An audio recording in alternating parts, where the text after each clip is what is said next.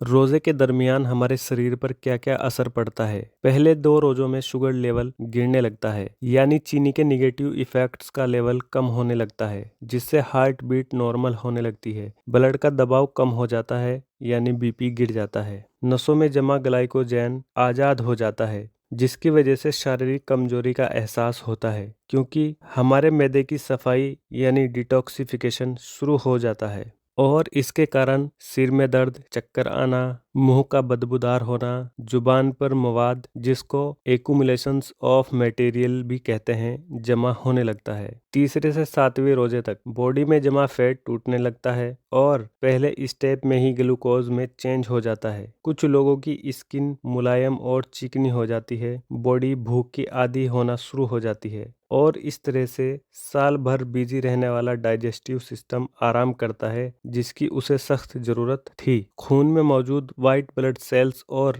Immunity power में इजाफा शुरू हो जाता है। हो सकता है रोजेदारों के फेफड़ों में मामूली सी तकलीफ हो, वो इसीलिए कि जहरीले पदार्थों की सफाई होना शुरू हो जाती है। आंतों और कोलन की रिपेयरिंग का काम शुरू हो जाता है और आंतों की दीवारों पर मौजूद गंदे बैक्टीरिया निकलने शुरू हो जाते हैं। 8वें से 15वें रोजे तक आप पहले से एनर्जेटिक महसूस करते हैं, दिमागी तौर पर चुस्त और हल्का महसूस करते हैं। हो सकता है पुरानी चोट और जख्म महसूस होना शुरू हो, इसलिए कि आपका जिस्म बीमारियों से लड़ने के लिए पहले से और ज्यादा मजबूत हो चुका है। बॉडी मरे हुए या कैंसर शुदा सेल्स को खाना शुरू कर देते हैं, जिन कैंसर सेल्स को लाखों रुपए लगाकर कीमोथेरेपी के जरिए मारने की कोशिश की जाती है, वो रोजे की वजह से खुद ब खुद होना शुरू हो जाता है। इस वजह से पुरानी तकलीफ और दर्द का एहसास बढ़ जाता है। नसों और टांगों में तनाव बढ़ जाता है, क्योंकि आपकी इम्यूनिटी पावर लगातार बढ़ रही होती है। ज्यादा तकलीफ होने पर आप नमक के गरारे कर सकते हैं। 16वें से 30वें रोजे तक जिस्म पूरी तरह भूख और प्यास को बर्दाश्त करने का आदी हो चुका होता है। आप अपने आप को चुस्त चाक चौबंद महसूस करते हैं। इन दिनों आपकी जुबान बिल्कुल साफ